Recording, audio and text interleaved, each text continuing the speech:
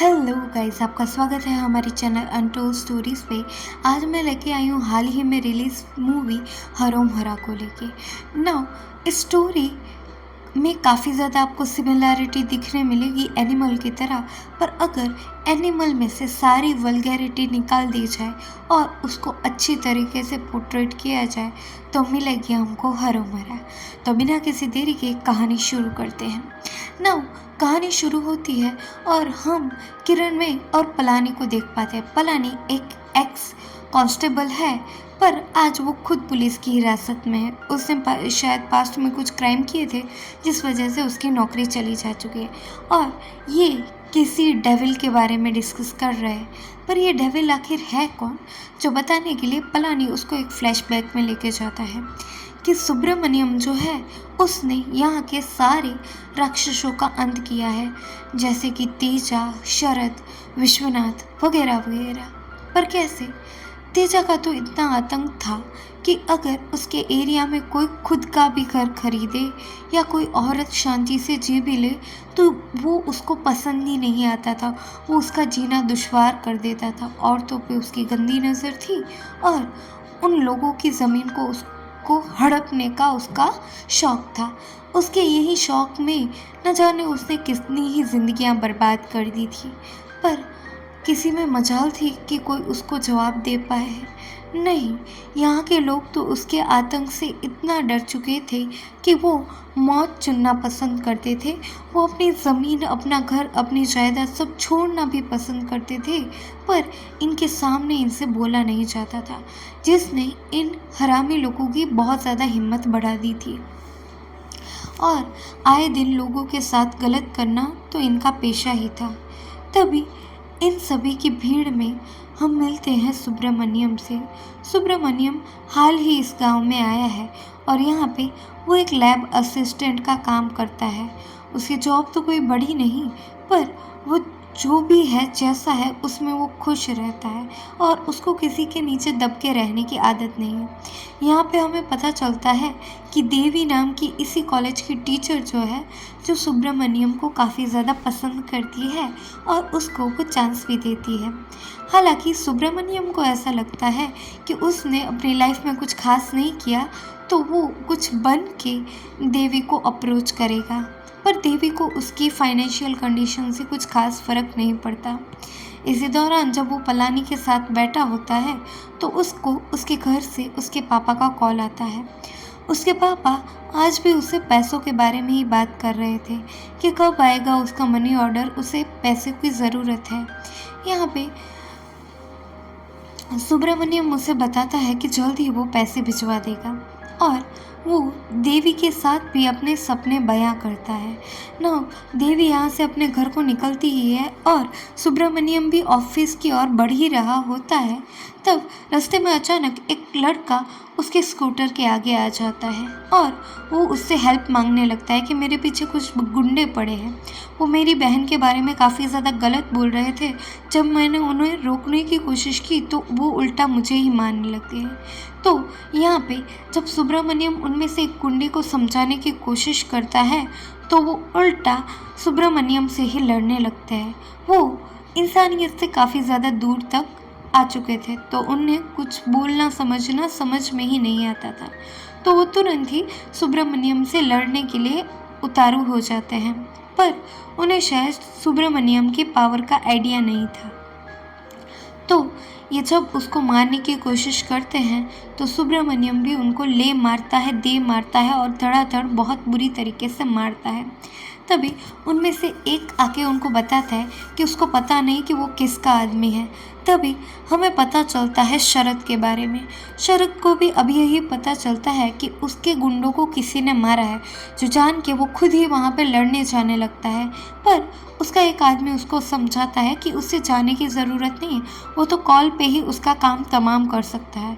तुरंत सुब्रमण्यम के कॉलेज में कॉल करता है और उसके प्रिंसिपल को धमकाता है, जहाँ पे वो प्रिंसिपल भी उसके ही तलवे चाटते हुए बोलता है कि सुब्रमण्यम, या तो तुम्हें माफ़ी मांगनी होगी उसके पैरों में गिर कर, या तुम्हें ये जॉब छोड़नी होगी।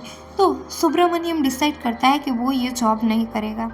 यहाँ से वो निकलता ही है कि कुछ ही देर में उसके पापा का फ़ोन दोबारा उसको आता है। वो आज फिर से उससे पैसे मांग रहे हैं और सुब्रमण्यम उसको बोलता है कि अभी मैं मनी ऑर्डर नहीं भेजूंगा, मैं ही कुछ टाइम में उधर आने वाला हूँ। तो उसके पापा भी बहुत ज़्यादा एक्साइटेड हो जाते हैं और उसका वेट करने लगते हैं। जब वो उधर जाता है तो वो उसको वेलकम करने की बजाय उससे पैसे मांगते हैं और उसको घर जाने के लिए बोल देते हैं। घर जाके पढ़ाई करते करते सुब्रमण्यम सो जाता है। उसकी आँख खुलती है तो उसके घर के बाहर बहुत सारे लोग थे जो उसके पापा के साथ बहुत ज़्यादा बदसलूकी कर रहे थे, क्योंकि उन्होंने उनके पैसे लौटाए नहीं। जो जान के सुब्रमण्यम काफ़ी ज़्यादा शॉक हो जाता है। उससे इस बारे में कुछ भी पता नहीं, पर उनमें से एक आदमी बोलता है कि भले ही उसके पापा कैसे भी हो, वो तो समझदार है। तो ये सभी उनका हिसाब उनको बता के, यानी कि जो कुछ करीबन 50,000 थे, पर आज से मान के 20 साल पहले 50,000 भी बहुत बड़ी कीमत थी। जो जान के सुब्रमण्यम काफ़ी हद तक टूट जाता है, पर वो उन लोगों से वादा करता है कि वो 3 महीनों में उनके पैसे चुका देता है। रात होते ही वो खाना बनाना शुरू करता है ना। खाना बनाने के बाद वो जब खाने बैठता है तो उसके पापा शराब पी के आए थे और वो फिर से बैक की बातें करने लगते हैं कि बेटा, मैंने ये जानबूझ के नहीं किया, मैं पैसे चुका दूंगा, तुम इसमें मत उलझना।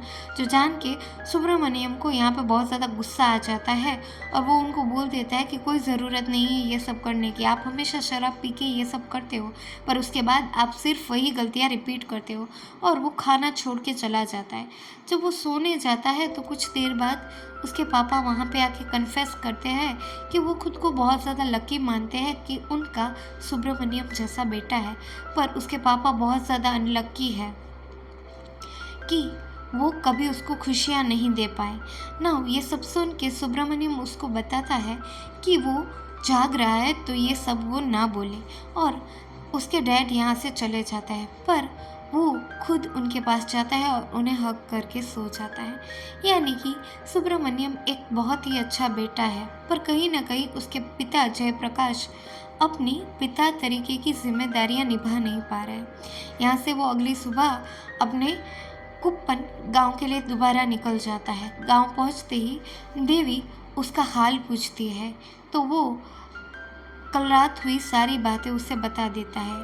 तो देवी अपने सोने के कंगन उसको देने के लिए तैयार हो जाती है, पर सुब्रमण्यम उसे समझाता है कि उसको उसके पैसे नहीं बल्कि उसका साथ चाहिए। तो वो ये कंगन वापस रख ले, बस उस पर भरोसा रखे। जिस चीज़ के लिए एग्री हो जाती है देवी, और तभी वहाँ पे पलानी आता है। वो कुछ काम के लिए सुब्रमण्यम को अपने साथ लेके जाता है।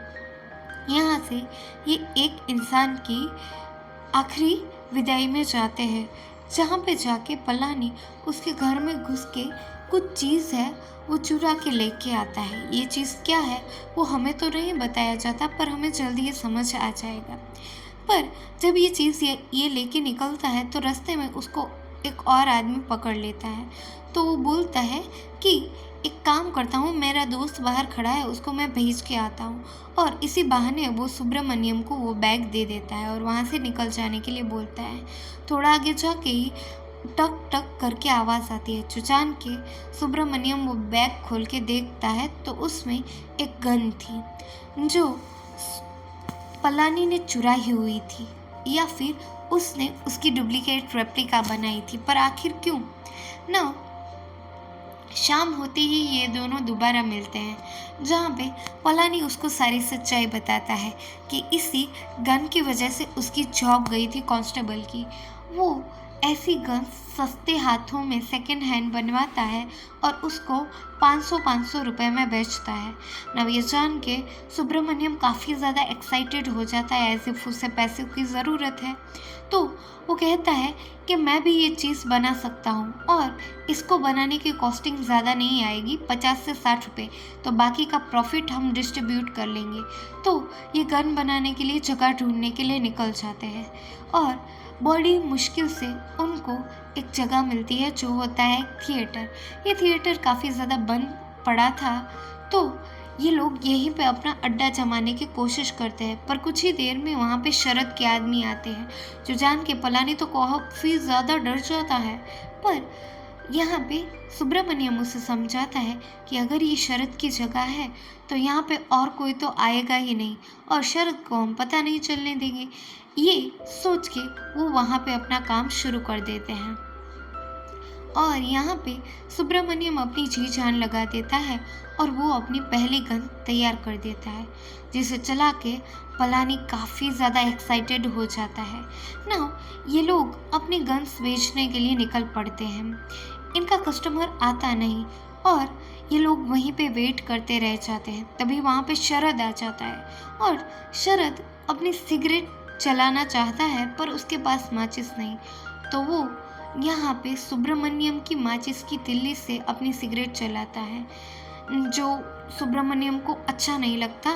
तो वो यहाँ पे कुछ सोच के उसकी सिगरेट में से अपनी सिगरेट जलाता है और उसके पास जाके बैठ जाता है। उसके टेबल पे वो वही गन रख देता है।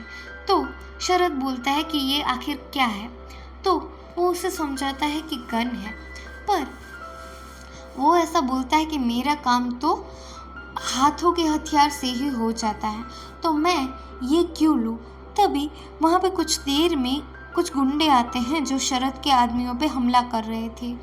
तो जैसे ही वो उस पे हावी होते हैं और एक आदमी उसका कॉलर पकड़ता है शरद का, तो तभी यहाँ पे सुब्रमण्यम एक शॉट छोड़ता है, जिस वजह से उस आदमी के हाथ का टुकड़े टुकड़े हो जाते हैं, और यहाँ पे शरद को गन की पावर का आइडिया आ जाता है और वो गुंडे सभी वहाँ से भाग जाते हैं। और शरद सुब्रमण्यम से काफ़ी ज़्यादा इम्प्रेस हो जाता है कि ये काम की चीज़ है, तो वो इसको अब ये first gun as a sample free में देता है और उसका यूज़ करने के बाद उसको रिव्यू करने के लिए बोलता है। वो चाहे उतनी गन्स बना सकता है।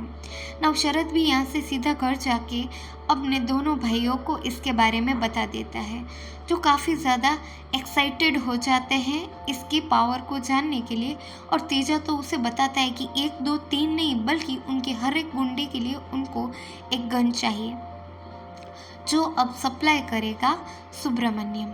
नाउ सुब्रमण्यम यहाँ पे बहुत सारे गन्स बना के सप्लाई करना शुरू कर देता है, पर उसके मन में कोई मलाल है शायद। जब देवी उससे मिलने आती है तो वो उसको बताता है कि मैं कुछ गलत काम कर रहा हूँ। देवी पूछती है क्या, तो उसके हाथों में वो गन रख देता है। तो देवी उसे बताती है कि खाना खाना हमारी बेसिक नीड है, और हमारी ज़रूरतों को पूरा करने के लिए अगर हम कुछ काम करते हैं तो उसमें कुछ गलत नहीं है। तुमने किसी की जान तो नहीं ली, बल्कि किसी की जान बचाने के लिए शायद हम ये यूज़ भी कर सकते हैं।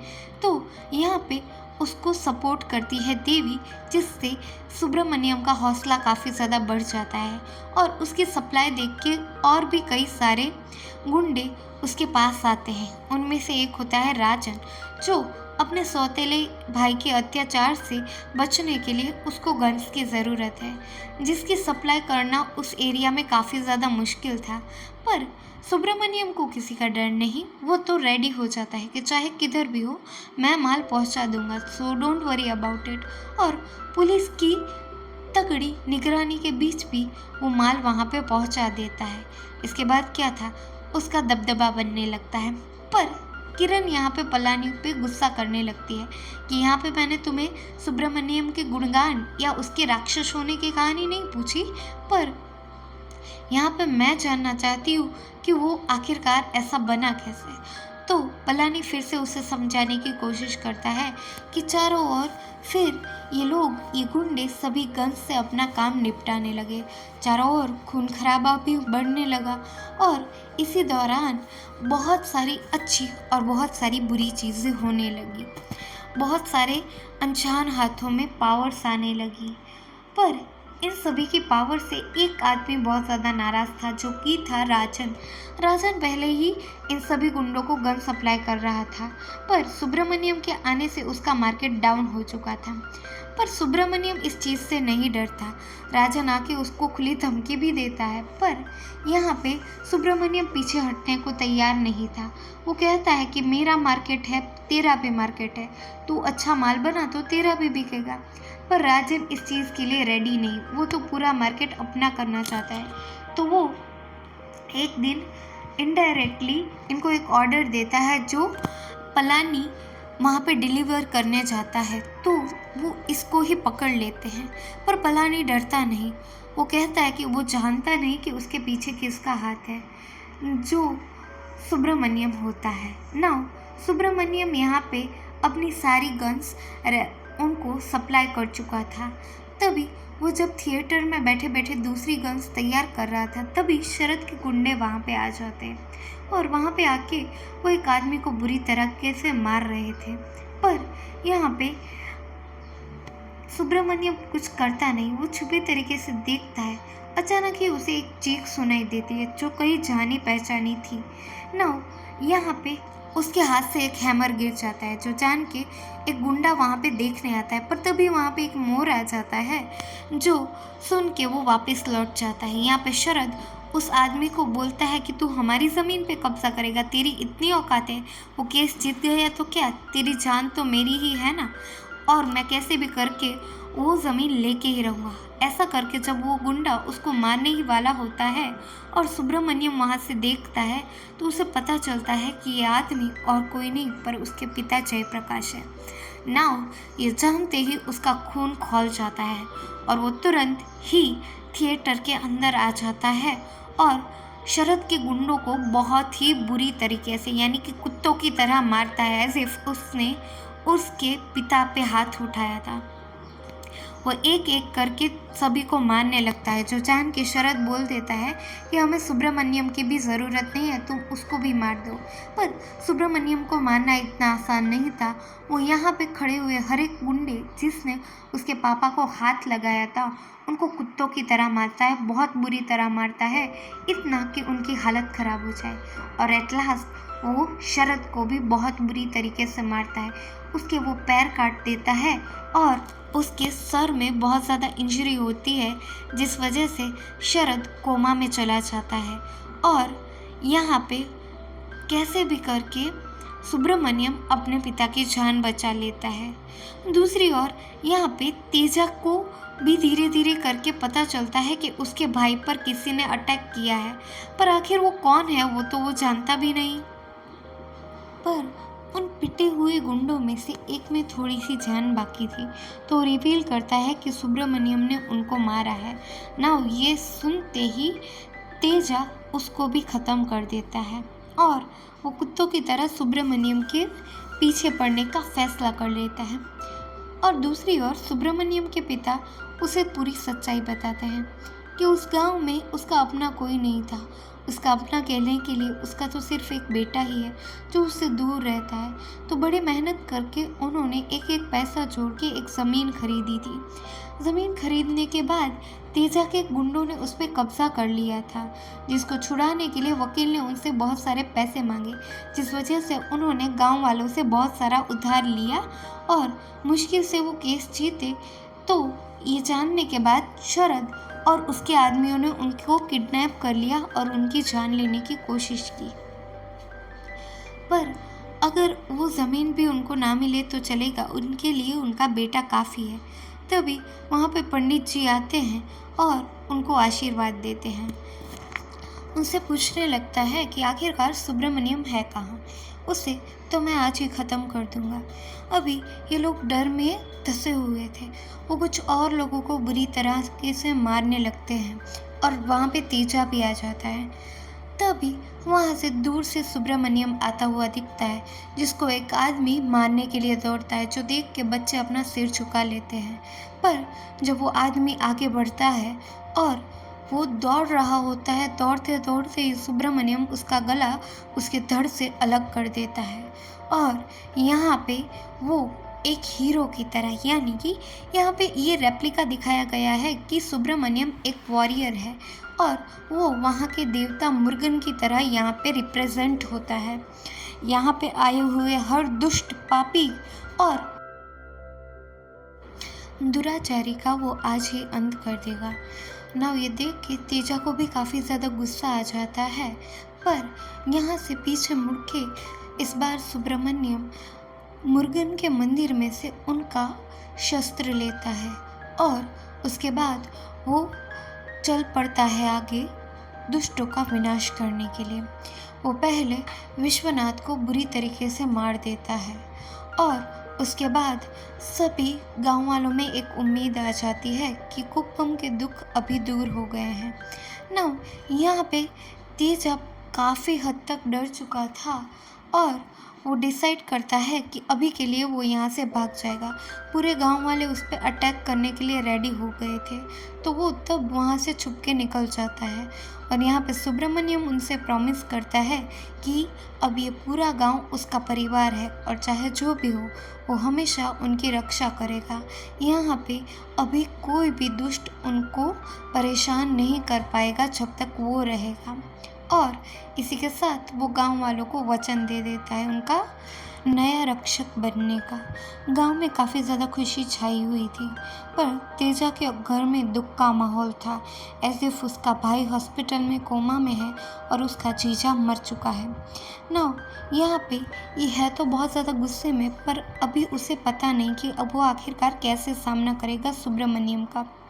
दूसरी ओर हम देख पाते हैं देवी और सुब्रमण्यम के पिता एक सरकारी दफ्तर जाते हैं अपना काम निकलवाने के लिए, पर वहाँ का अफसर उनके साथ बहुत ज़्यादा बदसलूकी करता है और उनको 3-4 महीने बाद आने के लिए बोलता है और उसका काम करने के बदले पैसे भी मांगता है। ना जो देख के देवी उसे बताती है कि वो सुब्रमण्यम की वाइफ है। जो देख के ही उस आदमी के रिएक्शन तुरंत ही चेंज हो जाते हैं और वो सिर्फ 1 से 1.5 मिनट में ही उसका सारा काम करके उसको हाथ में धर देता है। यहाँ पे सुब्रमण्यम बनाता है कि सिर्फ उसका ही नहीं पर पूरे गांव का काम इसी स्पीड से जल्द हो जाना चाहिए, वरना उसके लिए अच्छा नहीं होगा। जो जान के गांव वाले भी काफ़ी ज़्यादा खुश हो जाते हैं और यहाँ पे वो अनाउंसमेंट भी करवा देता है कि जिसके भी रिलेटिव दूसरे गांव में हैं जो अपना घर छोड़ चुके हैं, उन सभी को भी अभी वापस बुला लो, अभी कोई अपने घर से दूर नहीं रहेगा। यहाँ पे वो पलानी से भी बात करता है कि अब उन्हें अपना परिवार बढ़ाया है तो उन्होंने अपना काम भी बढ़ाना होगा। ऐसे करके वो सभी और ज़्यादा तरीके की गन तैयार करना शुरू कर देते हैं, पर पलानी यहाँ पे बताता है कि इन गन के नेम याद रखना बहुत मुश्किल है, तो वो उन्हें कुछ टिपिकल नाम देता है लाइक कृष्णा, लक्ष्मी, तो जिससे इन लोगों को भी आसानी हो वो नेम याद रखने में। और एक बड़ी वाली बंदूक होती है जिसका नाम वो अमिताभ बच्चन रखते हैं। ना कुछ ही दिनों में यहाँ पे देवी और सुब्रमण्यम शादी कर लेते हैं और ये लोग काफ़ी ज़्यादा हैप्पी फैमिली की तरह एक साथ रहने लगते हैं। अभी इन कुछ दिनों में इनका जो काम था वो काफ़ी हद तक ग्रो हो जाता है, जिस खुशी में यहाँ पे सुब्रमण्यम एक और नई फैक्ट्री लेता है जहाँ से वो पूरा अपना काम आराम से संभाल सके। और इसी काम को संभालते संभालते वो बहुत सारे सप्लाई करता है गन्स ओवरऑल इंडिया में। नाउ ये गन्स कुछ माफिया के हाथ भी लग जाते हैं जो दिन दहाड़े पुलिस वालों का कत्ल करने लगते हैं। ना इसी के लिए किरण में इस केस में इन्वॉल्व होती है। जैसे पता चलता है कि ये लोकल गन्स हैं, तो वो इसी किस्से से इनके साथ इन कहानी में जुड़ जाती है। दूसरी ओर हम देख पाते हैं कि तेजा भी काफ़ी ज़्यादा दुख में है और राजन के साथ वो मिलके अपना दुखड़ा शेयर कर रहा है। अभी ये दोनों मिलके ऐसा प्लान करते हैं कि वो सुब्रमण्यम को एक ऑर्डर के बहाने एक जाल में फंसाएंगे, जिसके लिए वो वहाँ के एमएलए की हेल्प लेते हैं। एमएलए काफ़ी हद तक उसे डराने की कोशिश करता है, पर सुब्रमण्यम बताता है कि उसका काम हो जाएगा।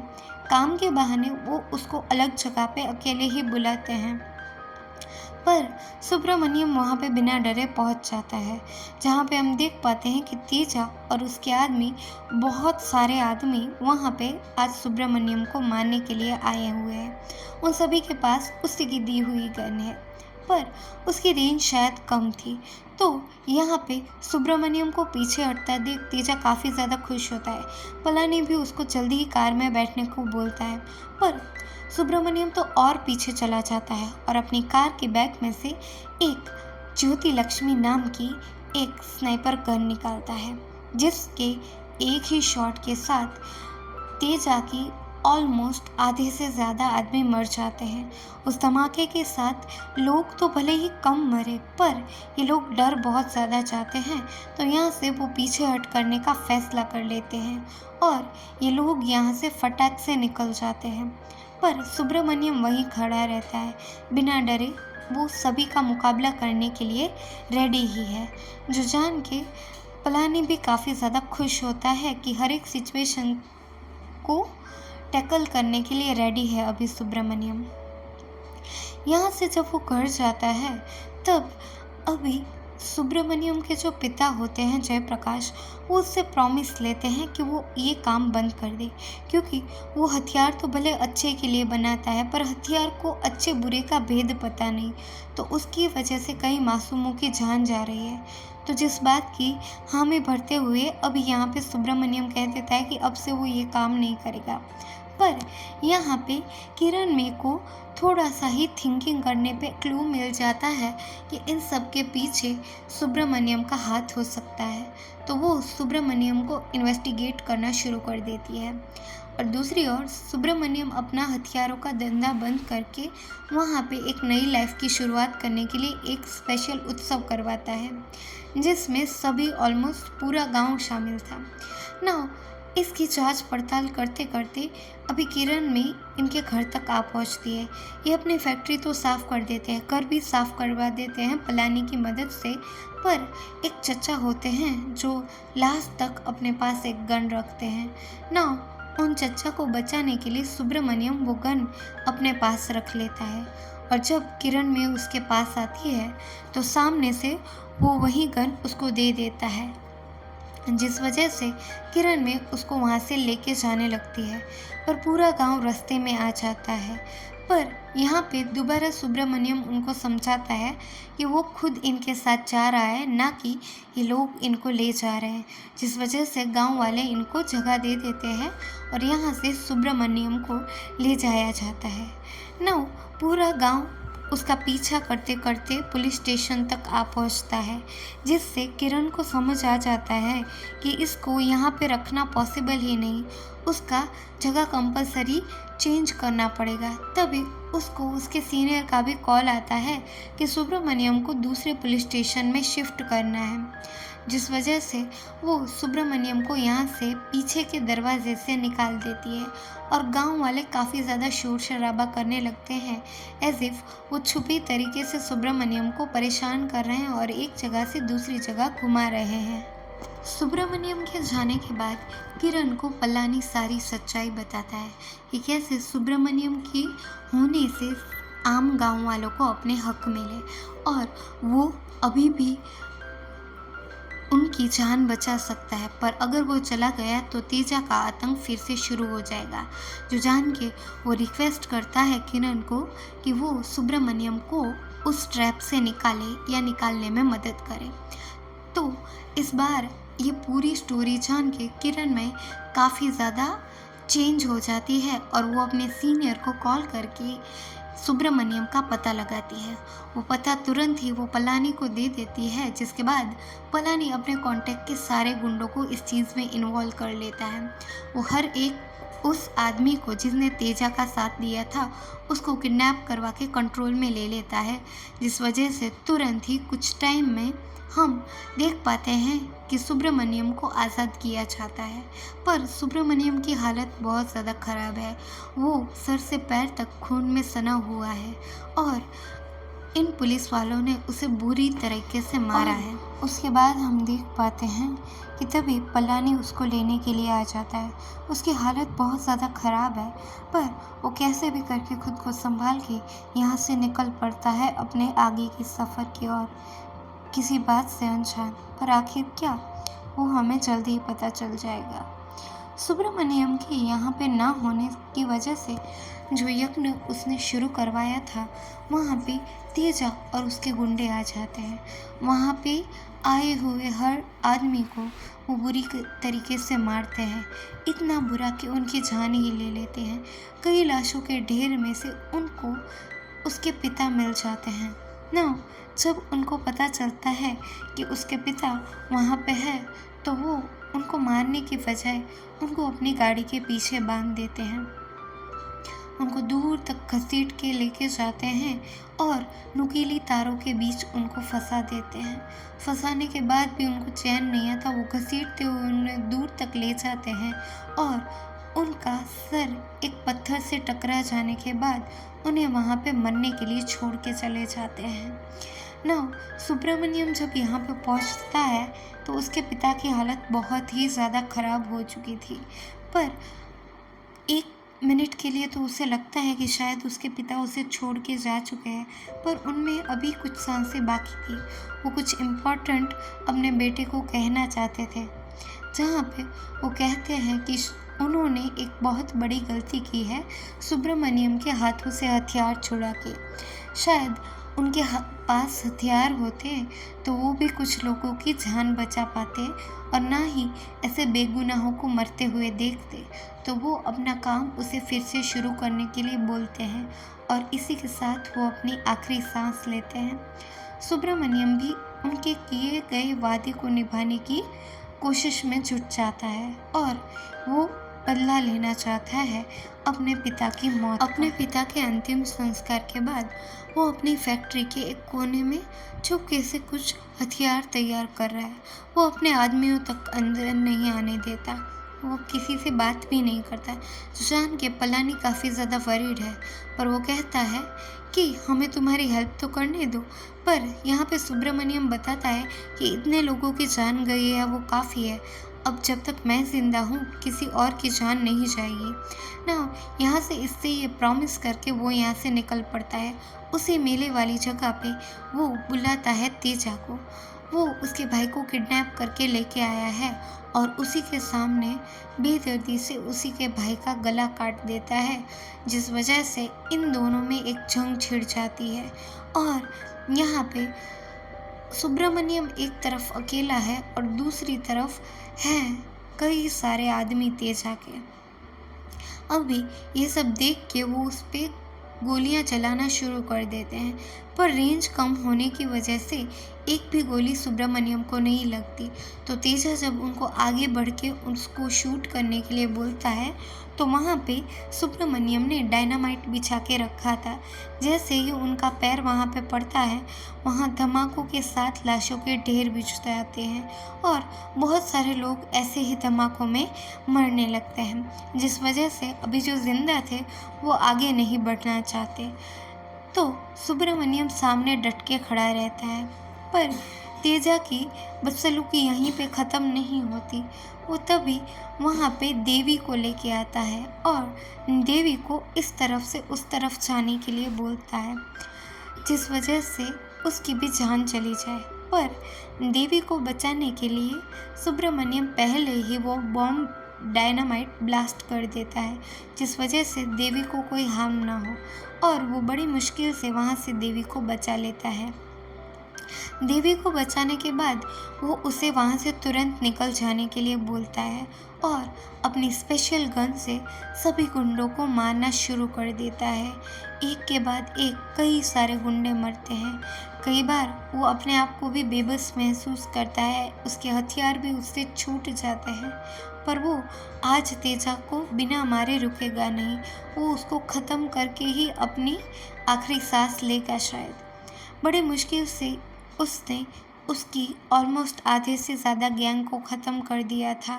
लास्ट में वो तेजा के साथ 1-on-1 करता है, जिसमें तेजा काफ़ी हद तक उस पर भारी पड़ता है। पर जब वो उस मोमेंट को याद करता है कि उसके पिता की जान तेजा की वजह से गई है, जिस वजह से उसमें फिर से एनर्जी आ जाती है और वो उसी गन के साथ तेजा के चीथड़े उड़ा देता है और इसी के साथ तेजा की यहाँ पे मौत हो जाती है। और इसी के साथ हमारी आज की कहानी यहीं पे ख़त्म हो जाती है। एज आई टोल्ड यू कि इसमें काफ़ी ज़्यादा सिमिलैरिटी है एनिमल की तरह, पर उसका एक बहुत अच्छा वर्जन यहाँ पे रिप्रेजेंट किया गया है। एक इंसान जो एक आम आदमी था और वहाँ से एक अच्छा शासक बनने तक का सफ़र यहाँ पे किया था तय सुब्रमण्यम ने, जो लोगों की अच्छाई के लिए खड़ा हुआ। और इसी के साथ हमने सीखा कि हमारे रिश्तों को हमें कैसे संभालना चाहिए। आज के लिए बस इतना ही। Thanks for watching. हमारे वीडियो को लाइक करना ना भूलें, चैनल को सब्सक्राइब करें और कमेंट करो यार कि आप नेक्स्ट मूवी कौन सी देखना चाहते हो। Thanks for watching. Bye bye.